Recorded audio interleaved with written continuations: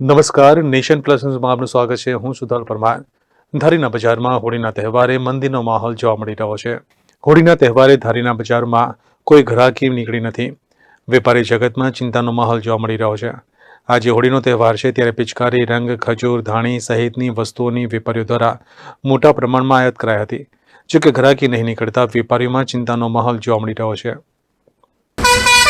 ગ્રાહકી જોઈએ એવી ખરેખર નીકળતી નથી અને લોકો એવું કહે છે કે માર્કેટમાં કોઈ પાસે પૈસા નથી અને અંદાજે 40-થી 45 હજાર રૂપિયાનો માલ ભરેલો છે, બરાબર. પણ આજે ખરેખર પૈસા ઊભા નથી થયા. જેવી અપેક્ષા હતી અમને એવી આ વખતે ગ્રાહકી છે નહીં. કેવું ટ્રાફિક જોવા મળ્યું? ટ્રાફિક તો તમે જોવો જ છો તમારી નજર સમક્ષ, અત્યારે એવું છે જ નહીં. ધારીમાં અત્યારે હોળીનો માહોલ એવો છે કે કંઈ ગ્રાહકી દેખાતી હતી.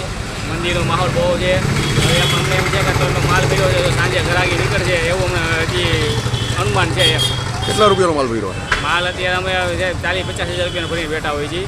એવી કંઈ ગ્રાહકી દેખાતી નથી આ વખતે હોળીમાં. કેટલી ગ્રાહકી છે? ગ્રાહકી બસ 30% છે, 70% ગ્રાહકી ઓછી છે.